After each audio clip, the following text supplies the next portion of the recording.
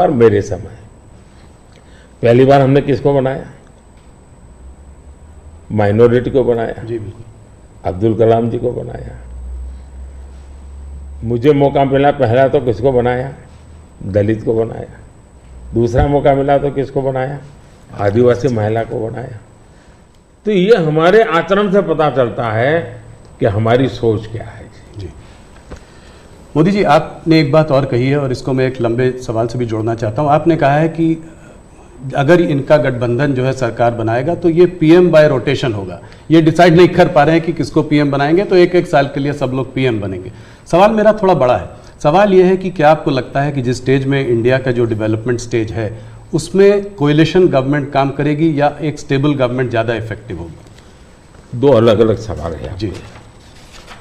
देखिए, आप कांग्रेस का कैरेक्टर देखिए। उनके यहाँ राजस्थान में पार्टी के अंदर आंतरिक संघर्ष था, तो उन्होंने फॉर्मूला बनाई 2.5 साल मुख्यमंत्री की। 2.5 साल एक मुख्यमंत्री रहेंगे, 2.5 साल दूसरे ये राजस्थान में फॉर्मूला बनाई थी, नॉन फॉर्मूला है। छत्तीसगढ़ में ऐसा उनकी पार्टी के भीतर झगड़ा हुआ तो वहाँ भी उन्होंने फॉर्मूला बनाई कि 2.5 साल एक, 2.5 साल दूसरा, और उन्होंने मामला संभाल करके गाड़ी चलाई। और ये भी सच्चाई है कि 2.5 साल के बाद वो मुकर गए। जी। यानी खुद की पार्टी के साथ धोखा किया, खुद की पार्टी के अंदरूनी धोखा करने की उनकी प्रवृत्ति, वो तो एक। इसका मतलब ऐसी फॉर्मूला कांग्रेस के दिमाग में होना ये प्रूवन है उसमें। और मैंने अभी कहीं मीडिया में पढ़ा, उनकी कोई छोटी सी मीटिंग हुई थी, मीडिया में पढ़ा मैंने, और उसमें ये कहा कि भाई अब आज के स्थिति जब मोदी बार बार पूछ रहा है कि भाई इतना बड़ा देश किसको सुपुर्द करे, आपका नाम तो होना चाहिए ना। इतना बड़ा आप किसी का भी नाम दीजिए जी।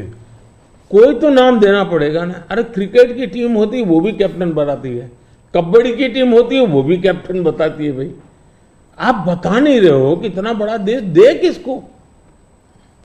और तब जाकर फिर उन्होंने कोई ऐसे फॉर्मूला बनाई है कि भाई 1 ईयर 1 पीएम फॉर्मूला। अब एक पीएम 1 साल रहेगा तो आएगा, पूरी नई सरकार बनाएगा, कैबिनेट बनाएगा, तो फिर शपथ समारोह चलते रहेंगे 5 साल, और क्या होगा जी। और देश संकट समारोह में उलझता रहेगा, वो शपथ समारोह में उलझते रहेंगे। अब कोई देश ऐसे चल सकता है? इतना बड़ा देश जी। देश ने 30 साल तक अस्थिरता देखी है, मिलीजुली सरकारों का दौर देखा है। आज दुनिया में भारत के प्रति विश्वास बढ़ा है, उसका कारण भारत के 140 करोड़ लोगों ने एक स्थिर, मजबूत, स्पष्ट बहुमत वाली सरकार बनाई। तो कोई भी भरोसा करेगा भाई हाँ जी जी। इस सरकार के पास मैंडेट है।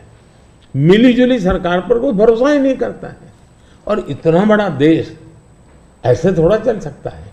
लेकिन आज देश की राजनीति ऐसी है कि कोई एक पार्टी कितने ही बहुमत से क्यों न जीते, उसने रीजनल एस्पिरेशंस को ऑनर करना ही होगा। और इसलिए हमें पूर्ण बहुमत मिला, फिर भी हम सरकार एनडीए की बनाते हैं, एनडीए के साथियों को लेकर के बनाते, क्योंकि एक पार्टी को पूर्ण बहुमत मिलने के बाद भी देश के राजनीतिक उज्जवल भविष्य के लिए, देश के लोगों के एस्पिरेशंस के लिए, रीजनल एस्पिरेशंस को उतना ही रिस्पेक्ट देना चाहिए, उतना ही हिस्सा देना चाहिए। और ये कैरेक्टर एनडीए ने डेवलप किया है, भारतीय जनता पार्टी ने करके दिखाया है। आपने रीजनल एस्पिरेशंस की बात की तो उसकी बात हम लोग करेंगे। एक सवाल और जिससे पहले कि उस पर आते हैं, ऑपोजिशन की सारी पार्टीज, राहुल गांधी, कांग्रेस, सब ये कहते हैं कि मोदी जी ये जो है मैच फिक्सिंग कर रहे हैं इस चुनाव पर। उन्होंने कहा है कि ईडी, सीबीआई और ईवीएम के बिना आप चुनाव नहीं जीत सकते। क्या कहेंगे आप? ईवीएम का जवाब तो देश की सुप्रीम कोर्ट ने दे दिया है। और 2014 में इनके पास ईडी थी, इनके पास सीबीआई थी, तो हार क्यों गए भाई? मेरे होम मिनिस्टर तक को जेल में डाल दिया था, तो हार क्यों गए वो? अगर ईडी सीबीआई से चुनाव जीते जाते तो ईडी सीबीआई का काम तो इतने सालों तक कांग्रेस ने किया है, वो जीत जाते हैं जी। और इतना बड़ा देश एक म्युनिसिपैलिटी का चुनाव फिक्स नहीं कर सकते हो भाई, जरा करके देखो, ये संभव होता है क्या फिक्सिंग? क्या क्या दुनिया को मूर्ख बना।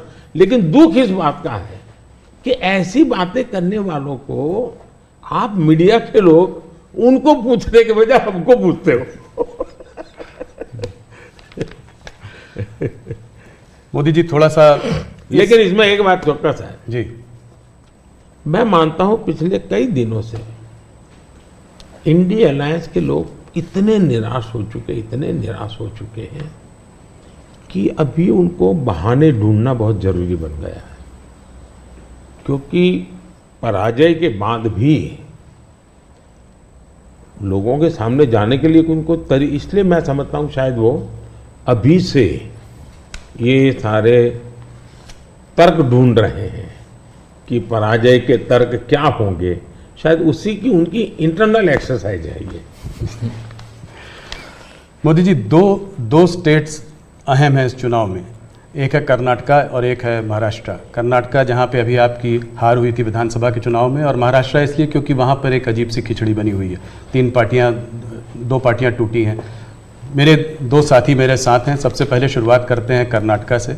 तो हरिप्रसाद जी जो हमारे वहाँ के एडिटर हैं वो आपसे कुछ सवाल पूछना चाहते हैं। हरिप्रसाद जी स्वागत है आपका।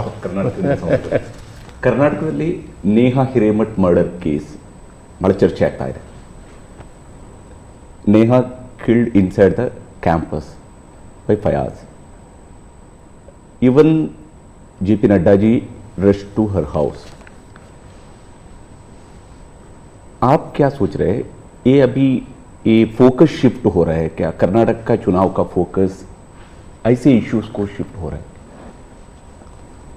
देखिए, नड्डा जी का कार्यक्रम वहाँ चल रहा था और इतनी बड़ी घटना घटी थी, और ऐसी चीज़ों में हमें वो किस दल के थे, वो कांग्रेस के थे, उसकी बेटी की हत्या हो गई तो हमारा क्या, ये हमारे संस्कार नहीं है, न ही हमारी सोच है, और एक मानवीय संवेदना का विषय है। और मैं मानता हूँ कि अच्छा हुआ अध्यक्ष जी ने इतनी चुनाव की आपाधापी में भी उनके सांत्वना देने का प्रयास किया है। ये पूरी तरह मानवीय व्यवहार है।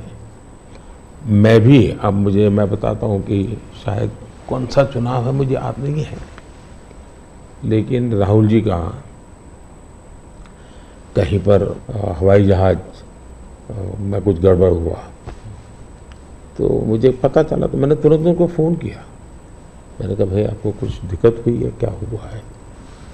ये हमारा कर्तव्य बनता है। मैं गुजरात का मुख्यमंत्री था और दमन में मैडम सोनिया जी, फिर हमारे अहमद पटेल साहब, वो सारे लोग, उनका हेलीकॉप्टर एकदम से क्रैश कर गया। मुझे पता चला, मैंने तुरंत फ़ोन किया। मैंने कहा मैं यहाँ से आपको एयर एम्बुलेंस भेजता हूँ। तो अहमद भाई ने मुझे कहा नहीं, अभी बिल्कुल हम लोग सलामत है, ये बात ठीक है, हेलीकॉप्टर को नुकसान हुआ है लेकिन हमें कुछ तकलीफ नहीं हुई है।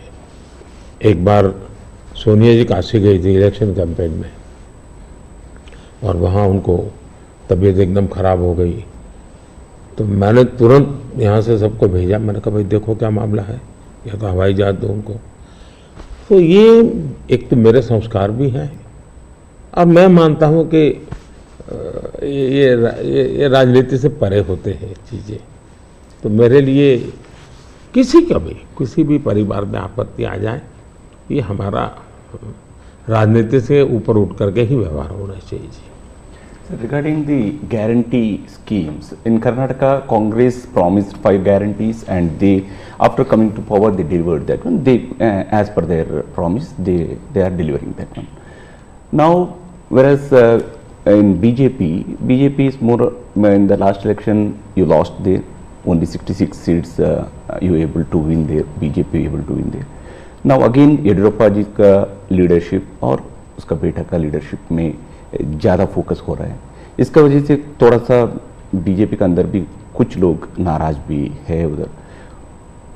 वो एक्चुअली आपका मन में कर्नाटक में अभी बीजेपी कितना सीट जीत सकते हैं, क्या है आपका? नंबर 1, यस, कर्नाटका की जनता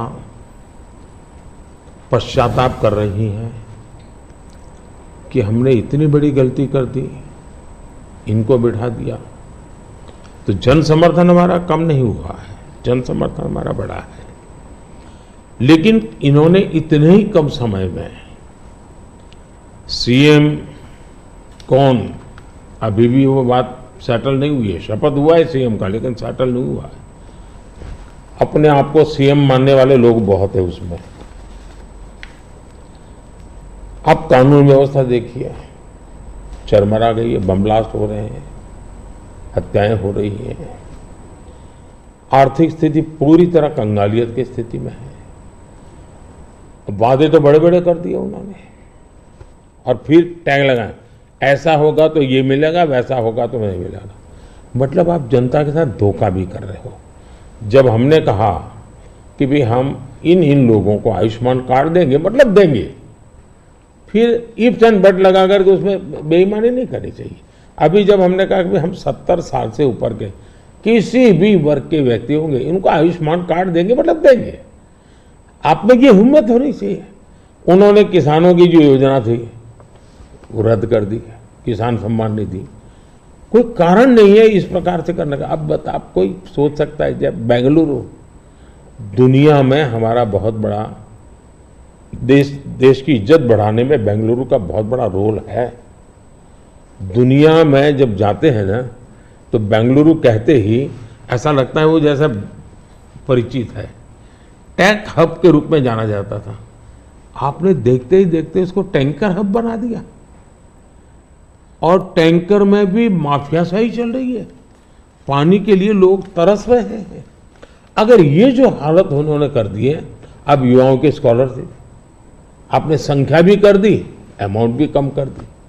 यानी एक के बाद एक आपने ऐसे नेगेटिव काम किए हैं। जिन मुद्दों को लेकर के वोट मांगा, उन मुद्दों को आप वोट दे नहीं पा रहे हैं। अच्छा, डेप्यूटी सीएम वो अपने भाई के लिए वोट मांग रहे हैं, और वो खुद सीएम बन सके इसलिए सब खेल खेल रहे हैं। वो सीएम से हटे इसके लिए भी खेल खेले जा रहे हैं। जहां तक भारतीय जनता पार्टी का सवाल है, हम टीम स्पिरिट से काम करने वाले लोग हैं। भले मेरी टीम ने मोदी को आगे किया, लेकिन मेरी पूरी टीम काम कर रही है जी। उसी प्रकार से येडियुरप्पा जी हमारे वरिष्ठ नेता हैं, लेकिन काम पूरी टीम कर रही है, और टीम मेहनत करती है, लोगों को विश्वास भी है, और हम आगे बढ़ रहे हैं। The second phase selection of Karnataka, that's in nation it's the third phase, but for us in Karnataka it's the second phase election for 14 seats. There's northern part of Karnataka, majorly drought hit places आते हैं. Now regarding this drought बारे में, already Congress is claiming that we went to Supreme Court. Now central government is forced to give a rightful compensation. What's your opinion? देखिए, सिद्धारा में है कि जब पुरानी सरकार थी